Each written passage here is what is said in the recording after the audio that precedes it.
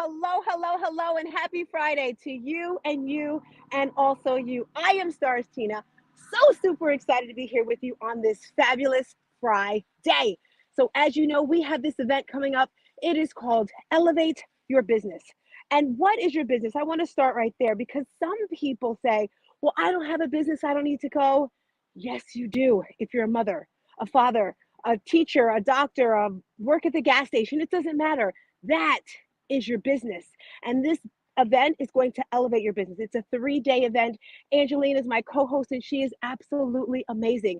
Let me tell you what you're in a treat for. It's 3 days of fabulous, awesome people that are going to just stretch your mindset. If you didn't know, I am Stars Tina, your life and health coach. Feeling so great. I'm pumped on this Friday. Just left out the gym, and I'm like, hey, let's get it, get it, get it, get it, get it.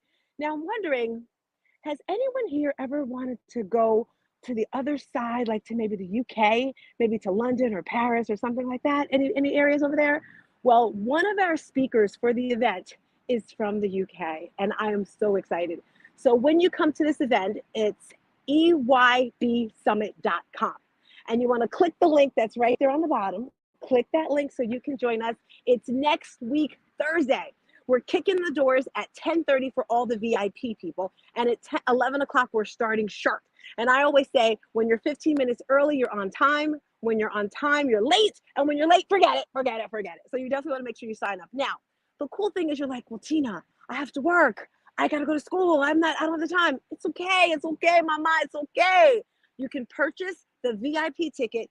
You're going to get the recordings because not sometimes in life, you really want to be present with everything you're doing. If you're taking notes and you're doing this, you really can't be present. So when you're at this event, you want to be in it. You want to talk to the speakers. You want to hear what they're saying. You want to just get it like a sponge, right? That's why you want the VIP ticket. So I'm going to pull this person up. His name is Marvin. I'm so excited. Renee, if you can pull Marvin in for me. This is our speaker on day 2. How you doing, Marvin? How are you? How are you? Great to see you I again. am excited. I'm excited. Marvin, please tell everyone a little bit about you, who you are, what you do, so they can see why I wanted you at this event. Oh, Besides your good sure. looks, because all the ladies are like, oh my gosh, he's so attractive. Let me tell you, my Oh, person who was doing my graphics, she was like, oh my gosh, where's he from? But tell oh everyone no. about you.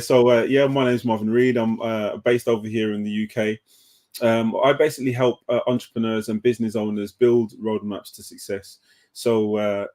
Anything if you're struggling with figuring out your vision, trying to figure out what great looks like for you. Maybe you haven't been able to map out that roadmap and identify those key milestones. That's basically what I help people with, both in mainly entrepreneurs, but I've been working with a lot of people who are not entrepreneurs and have maybe been thinking about setting up a business. And my background for the last 20 years is spanned from everything to do with sales, marketing, branding, and social media, working with the likes of the Deloittes and Bentley and Hilton hotels, people like that. So yeah, that's me in a nutshell. It definitely sounds like you have an opulence business. I was talking about the word opulence this morning in my segment, and I'm sure you've heard of Beyonce. I'm like on this Beyonce trip. So we're wearing chrome for the event, the color chrome, which is actually silver, if you didn't know. So we would love to Mhm. see you in some chrome for the event. Renee, we have to make sure we tell all the speakers about the dress code. You don't have to, but chrome would be Yeah, delighted. I'm gonna, And I'm when gonna have to borrow Glenn's chrome tie, I think. yes, I have to definitely make sure I tell them to have him wear his chrome tie. But when I looked up the word opulence this morning, it's funny. Mary Lynn was saying how when people think of at first it was like she thought it was negative because like the queens and all that sort of stuff. Can you since you're over there with the queen, can you give us your idea of the word opulence? And if you think, because I'm turning it around, I think I might make that my word of the year. In Beyonce's movie, she has the word opulence, and then she has her name inside it. So it's just like she is opulence. Talk to me about that. Mm. I think when I think of the word opulence, I think of quality, and high level, and a massive amount of. Um, I think sometimes when people think of opulence and luxury and all of those things, they think of money. But I think I kind of shifted my mindset a long time ago to understand that it's more about the quality and the value, and um, uh, uh, rather than putting a number on it. Do you know what I mean? Think about what that means to you. What does quality mean to you? Because I think quality means something different to different people. Do you know what I mean? If you talk about quality of life for you is different to quality of life for someone else. So yeah, I think quality, luxury, all of those things. I love that. And my family, my grandmother, my mother, they're from Bermuda. So my entire Mm, life, my grandmother always drilled into us quality. You're going to yeah. get what you pay for. She never liked cheap stuff. So it's like ingrained in my head. And I love Mm, what you said. It really doesn't have anything to do with money. Like, mm. I mean, it does, but it doesn't have to all have to do with money. It's a quality. For example, let's talk about your Instagram. And what's the name of your Instagram, by the way? Volume 2 official. So Volume yeah, two. at Volume 2 official is my Instagram. Yes. And when I saw it, I was like, ooh, this is nice. And my Instagram, some of it's nice, then it stops because I like kind of start. And that's opulence right there. So Mm. that makes the difference between the quality of something. Yes, I know I need to work on my social media, to get it together. But that's what I'm doing for these last 3 weeks of the year, just cleaning up house. Like Tina, my highlights on my, at the top, four of them all match, two of them don't match. Like, why are you stalling, Tina? Like, get it done. Why do you think some people like me don't do some of the easy things like wipe the screen off? Let me wipe it off in case it's not clear. Why do you think they don't do things like that? Or how can they get better? Oh, is that a question for me? Yes, how can help me out? Give me a tip for the day. Oh dear, you put me on the spot now. I think, to be honest with you, I think it's rather than pinpointing specific things that you think you or maybe aren't getting 100%, or you're looking at this thing over that thing. I think for me personally, I always advise people to try and figure out how to achieve consistency. Do you know what I mean? And a lot of people say that consistency is linked to discipline and all of those things. But um, a lot of people are trying to achieve the consistency, but without cultivating an environment in order to do that. So if your environment isn't set up in the right way for you to achieve that discipline, to achieve that consistency, it's never going to happen. Do you know what I mean? So you can look at the individual things that you need to fix, and you may well actually fix them, but are you going to fix them consistently? You know what I mean? Is your screen going to be clean every single time? I always forget. Right, exactly, and that's where we start to talk about things like habit hacking, and so I would say to concentrate on developing the correct habits, cultivating the correct environment in order to achieve consistency in doing those things every single time. Rather than just picking out one thing and saying, "Oh man, let me fix that," because something else is going to happen further on down the line. And that's why I talk a lot about road mapping and all of that kind of stuff, because it's about putting the strategy in place to repeat the successes that you have, or to repeat those things that you want to do. You know. I love it. I love it. And I think we should start with little things. Like for me, it's my face. Like I should look in the mirror before I get on camera, because sometimes I'll just get on camera. I'm like, girl, you didn't even do your hair. Like something as small as that. Like today I put my red lip on, I clean the camera. So I love that when you say the disciplined habits. Now, the reason why I asked you to be one of the speakers is because you definitely made a huge impact on my life this year. Last year I did this very same event, but I did it for one day because I had a good year. And I was like thinking, well, what happened? Who did I listen to? And I did the same thing for this event. And this year was amazing for me. If you remember last year, it was all about the sneaker drive, but you guys call them, what do you guys call sneakers out there? Trainers. Footwear? Trainers, yes. When you said that, I was like, trainers, we're gonna train. Yes. So that was very impactful, going around collecting sneakers to send to Nigeria. And this year, my main focus that I wanted to do was speak. I wanted to speak on stages so I could get my story out there, so I could impact people. And a lot of the things I did, I didn't even have on my vision board. I didn't even think I was going to do them. Like doing a podcast. I did a podcast. I wrote a book, and that wasn't anywhere, and winning contests. And again, it's just from the people around you. And there's something that you say, and I want you to tell us about it. I believe it's focus. Focus, man. Yes. So you have your focus thing that you do. So I want you to do my focus thing. If I had a stand in front of me, see, that's part of me getting more opulent is having a stand for my camera so it could be there. But pretend I have both hands here. Actually, I could do it here. Here we go. All right, Marvin, are you ready? Pretend you have some binoculars on right now. Put some binoculars on. Come on, bring your hands up. Bring your hands up, Marvin. Oh, mine are here. They're I wear there? contacts. Mine are in my eyes. No, pretend. We're pretending. We're pretending now. We're pretending. Okay. Bring your I have hands them up. on. Pretend with Mine me. are square though. Mine are square. Like Okay. I'm into sci-fi, so mine like go like a band. Okay. Do you know what I mean? Like Of course, yours are. All right, put your hands up. I want you to focus. Say focus. Absolutely. I'm 100% focused. I'm with you. 100%. Focus on your future. On your future.